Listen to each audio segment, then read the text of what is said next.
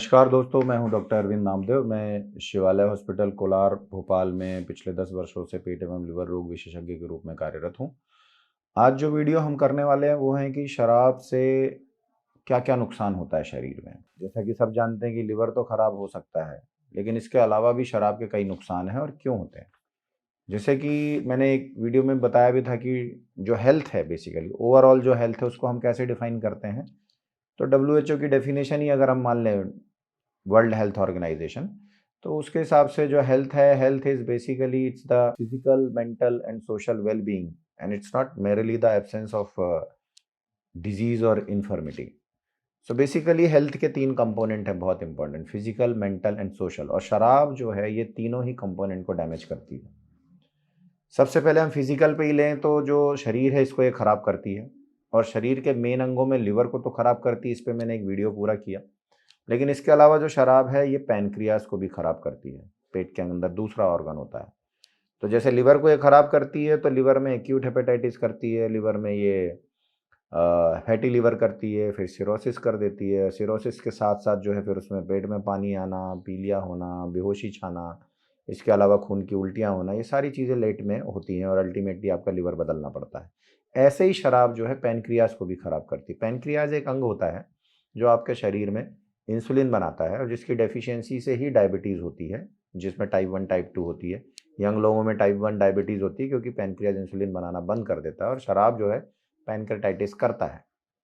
Main presentation ज़्यादातर शराब का जो पैनक्रियाज पे होता है वो एक्यूट पैनक्रेटाइटिस होता है, सीवियर पेन होता है। सीवियर मतलब ये ऐसा पेन है कि जिसको one of the most severe pain of abdominal, जितने भी दर्द होते हैं पेट में उनमें सबसे ज़्यादा जो गंभीर और सबसे ज़्यादा तीव्रता के साथ जो पेन होता है वो पैनक्रेटाइटिस का होता है।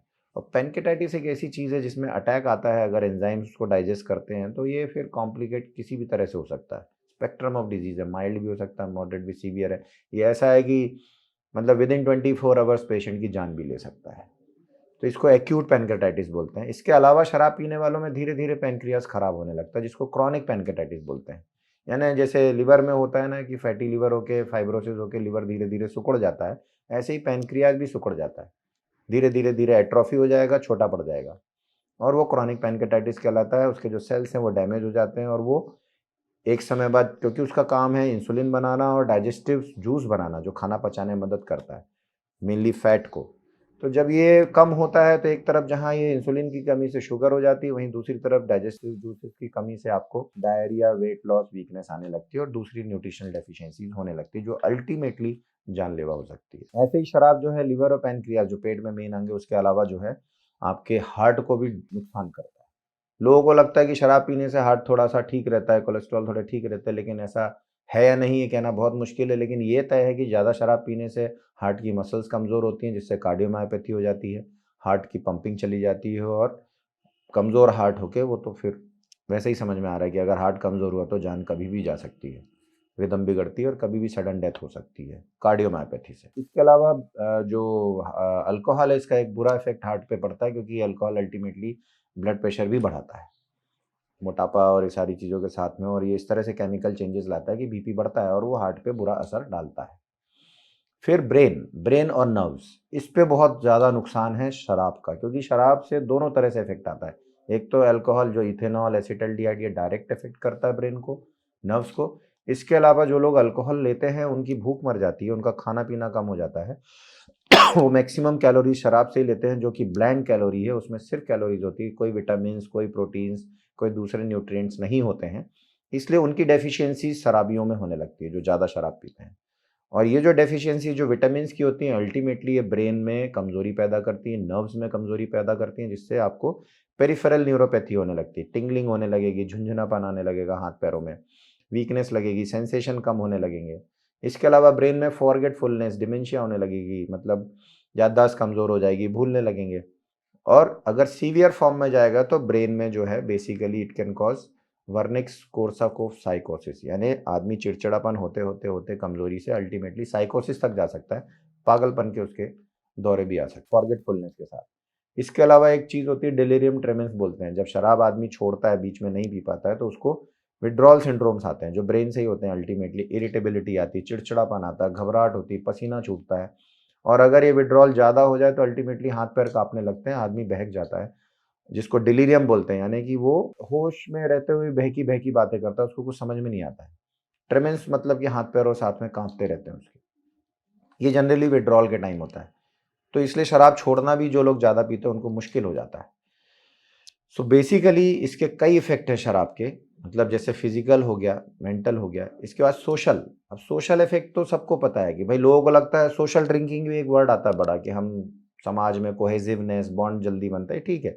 बहुत कम मात्रा में लें लोगों को लगता है, but there can be other ways also social bonding बढ़ाने के। सिर्फ़ शराब पीने से बॉन्डिंग बढ़े ऐसा नहीं है। लेकिन जहाँ ये मात्रा थोड़ी ज़्यादा हुई, तो आप ये समझ लें कि सोशल आइसोलेशन ही होता है फिर। मतलब परिवार से लेके सभी लोग आपसे दूर होने लगते हैं, कटने लगते हैं, फैमिली को बुरा इफ़ेक्ट आता है, क्योंकि इकोनॉमिक लॉस भी करता है।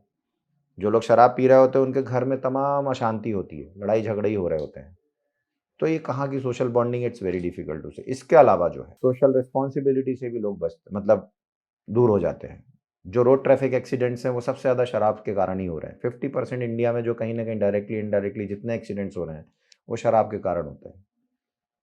तो मुझे लगता है कि शराब से कई तरह की हानियाँ होती हैं, liver, pancreas, heart, brain, health, nerve system, सारी चीज़ें डैमेज करती है। Basically alcohol is injurious to health, and government जो है वो अपना काम कर रही है कि भाई वो हर जगह एक वैधानिक चेतावनी देती है। After all it's a democracy, लोकतंत्र है, तो लोगों को ही ज़िम्मेदार बनना पड़ेगा। सरकार नियम कानून ही बना सकती है, तानाशाही नहीं कर सकती। और इसमें बहुत सारे विरोधाभास हैं, आयरनी है, लोगों को समझना होगा कि किस तरह से हमारे देश में ही कई स्टेट्स हैं जहाँ पे अल्कोहल बैंड है, कई जगह जहाँ आराम से मिल रही, कई जगह एक के साथ एक फ्री भी मिल रही है। तो ये हमारे डिस्क्रिशन पे है, हमारी मॉरल रिस्पॉन्सिबिलिटी है कि शराब से कैसे हैंडल किया जाए। आई होप ये वीडियो आपके लिए हेल्पफुल रहेगा समझने के लिए। अभी ये जो विड्रॉल है, ये बहुत बड़ा टॉपिक है। मैं नेक्स्ट वीडियो ये करूँगा कि शराब कैसे छोड़ी जाए, और छोड़ने से पहले मतलब बेसिकली एक अल्कोहल सोशल ड्रिंकिंग है, बट कम हम उसको अल्कोहलिज्म बोलते हैं, और कैसे उसको छोड़ा जाए, उसमें क्या चैलेंजेस आते हैं, वो मैं नेक्स्ट वीडियो में करूँगा। आई होप आपको बहुत सारी चीज़ें शराब से होने वाली समझ में आई होंगी। इसके अलावा भी कोई कन्फ्यूजन है तो आप कमेंट बॉक्स में पूछ सकते हैं, और डेफ़िनेटली अगर वीडियो अच्छा लगेगा तो आप शेयर करें, लाइक करें और उस पे कमेंट करें। Thank you. नमस्कार।